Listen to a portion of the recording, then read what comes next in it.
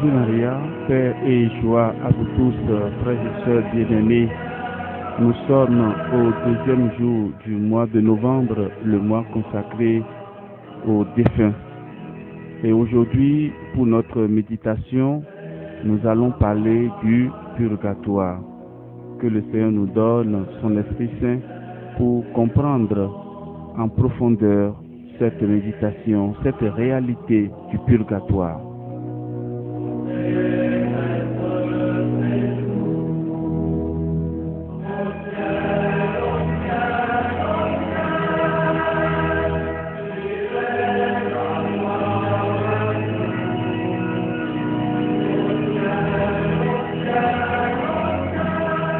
Qu'est-ce que le purgatoire?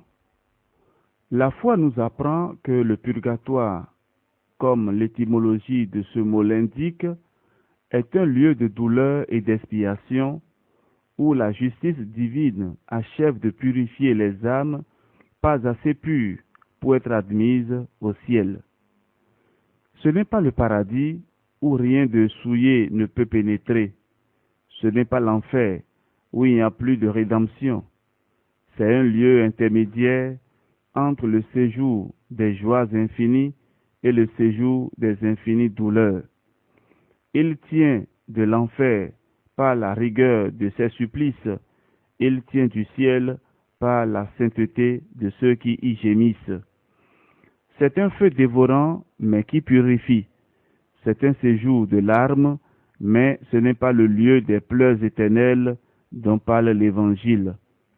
Le travail de purification terminé, Dieu appellera près de lui ces âmes affranchies par la souffrance pour les associer à son propre bonheur. Le purgatoire est donc une peine temporaire et il n'existera plus après le jugement dernier. Tel est le purgatoire. C'est là que souffrent et gémissent la plupart des âmes qui ont terminé leur pèlerinage ici-bas, car l'entrée immédiate dans le paradis n'est le privilège que d'un petit nombre. C'est là que certains de nos parents, de nos bienfaiteurs, de nos amis sont peut-être encore. C'est là que nous-mêmes serons vraisemblablement un jour, et peut-être bientôt. Et qui pourrait se flatter de mourir assez pur pour ne rien avoir à expier?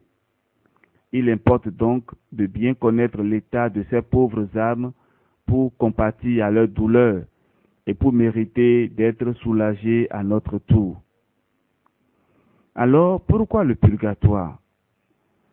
Lorsqu'une âme paraît devant le souverain juge, si elle est exempte de toute souillure, Jésus lui ouvre le ciel et lui décerne la couronne promise au juste. Mais si cette âme ne porte sur la robe de son innocence que quelques légères souillures, que deviendra-t-elle? Où ira-t-elle? Que deviendront tant d'autres âmes, pas assez pures pour monter au ciel, pas assez obscures pour choisir l'enfer? Ne verront-elles donc jamais la face de Dieu? Bénissons le Seigneur, qui a trouvé le moyen de concilier les droits de sa justice et de sa miséricorde en plaçant le purgatoire comme un jalon entre le ciel et l'enfer. Là, ces âmes s'épurent comme l'or dans le creuset. Là s'efface la rouille et les traces du péché. Aussi, Tertullien, faisant allusion aux souffrances qu'on y endure, les appelle les tourments de la miséricorde. Considérez donc que le purgatoire a sa raison d'être. Oui, il est nécessaire pour compléter la pénitence que nous n'aurons pas été faites en ce monde pour satisfaire à la justice divine et mériter par l'expiation une immense gloire. C'est une invention de la bénignité du Sauveur que nous pourrions appeler un 8e sacrement, le sacrement du feu pour les âmes auxquelles les sacrements véritables de l'Église n'ont pas suffi à conférer une pureté parfaite.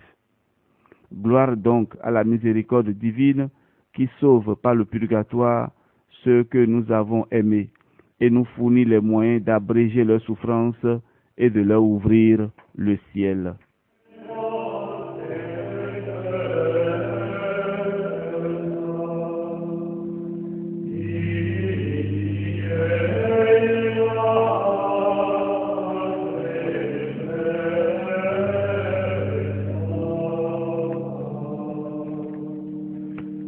À présent, suivons cet exemple.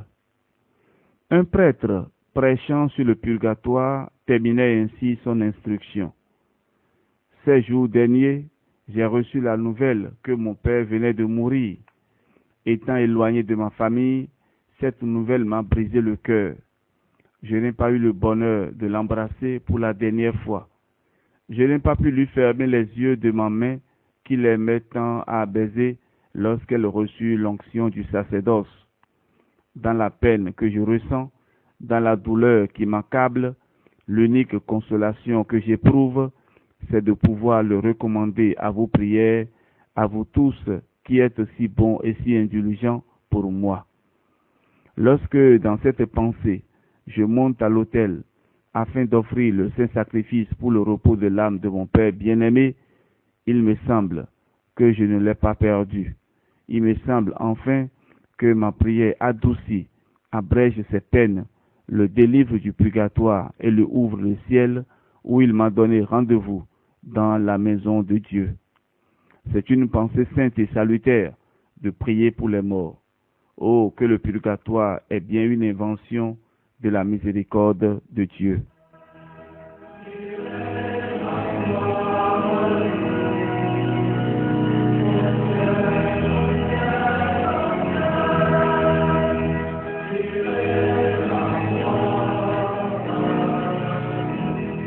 Fin de notre méditation.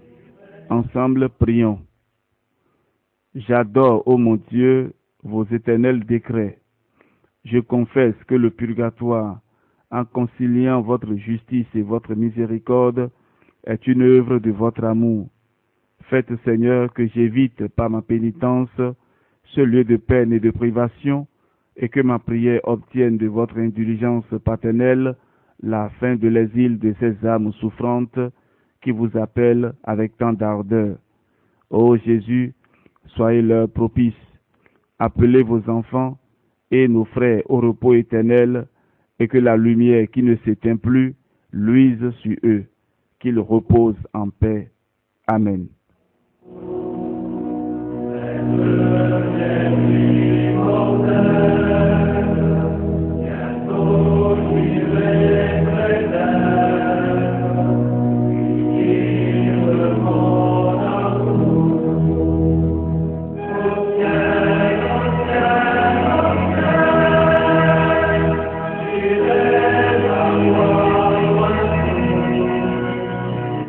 Frères et sœurs bien-aimés, nous allons à présent réciter les litanies pour les fidèles défunts. Seigneur, ayez pitié de nous. Jésus-Christ, ayez pitié de nous.